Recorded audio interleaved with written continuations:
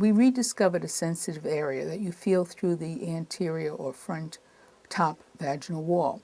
And Dr. John Perry and I named this area after Dr. Ernst Grafenberg. We named it the Grafenberg spot, and that got shortened to the G spot. But Dr. Grafenberg wrote about sensitivity in women, various forms of sensitivity, but one of them he wrote about was this sensitivity that you feel through the anterior or the top wall of the vagina. And we also, if I may go back and explain, I was teaching women how to do Kegel exercises for a condition called urinary stress incontinence. That's when a woman jumps, coughs, or sneezes and dribbles a little urine. And I was teaching this with biofeedback. And what we found was that some women who came to have the stress incontinence treated had very strong pelvic muscles, where women who have stress incontinence, urinary stress incontinence, have weak muscles. And these women with the strong muscles said, oh, I only lose some fluid from my urethra, the tube you urinate through, during sexual stimulation. And there seems to be an area in my vagina that when it's stimulated, it kind of produces this expulsion of fluid.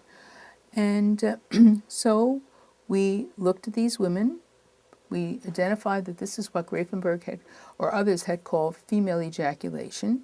We analyzed the fluid and found it was statistically significantly different from urine. And it's about 3 to 5 cc's. It looks like watered-down fat-free milk. So we identified the phenomenon of female ejaculation and how the fluid that's expelled from the urethra is different from urine.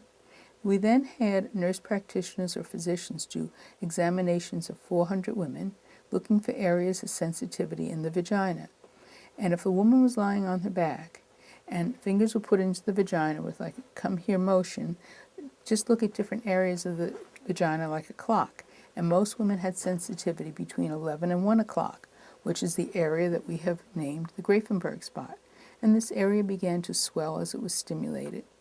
So we did more research, and this is what we found. And this is why we named this after Dr. Grafenberg, because in 1950 he wrote an article about this female, or the expulsion of fluid and the sensitivity of this area that you feel through the front or top or anterior wall of the vagina. First of all, I try to help women who say they have problems having an orgasmic response. I try to help these women to realize that there's a wide range of orgasmic responses in women, and they have to find out what it is they like and what it is brings them pleasure.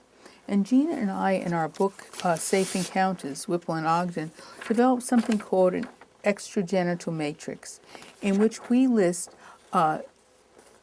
15 types of touch and 36 parts of the body. And we give this to people to help map their body using a scale of 1 to 10. What feels good to you? Do you like to have your partner suck on your toes or stroke the back of your neck? And it helps people to become aware of what it is they like. So you have to first of all become aware of what brings you sensual and sexual pleasure. And then you have to acknowledge this to yourself and say, yes, you know, I do. That's what I do enjoy. And then the hardest part for most people is to communicate what they find pleasurable, what they like to their partner.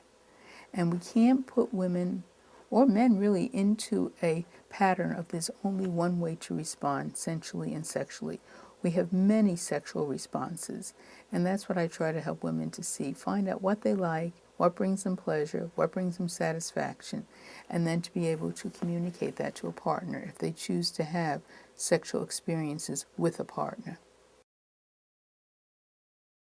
What we have found out is that there are women who can have orgasm from imagery alone, or what my colleague calls thinking off.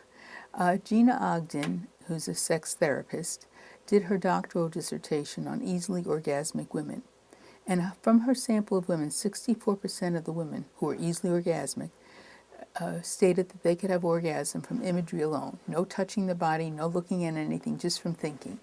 And so we had these women come into my human physiology laboratory, and we tested their responses from imagery alone and from genital self-stimulation. And we did that in a counterbalanced way so that one would not influence the other. And their orgasmic responses were exactly the same in terms of increases in blood pressure, increases in heart rate, increases in the diameter of the pupil, and their pain and tactile thresholds. There was no significant difference. And so we had documented that women do indeed have orgasm from imagery or thinking. And then we have studied some of these same women in the fMRI unit to look at the areas of the brain that are activated during their orgasm. So yes, women can certainly have pleasurable sexual responses without the woman or anyone else touching her body.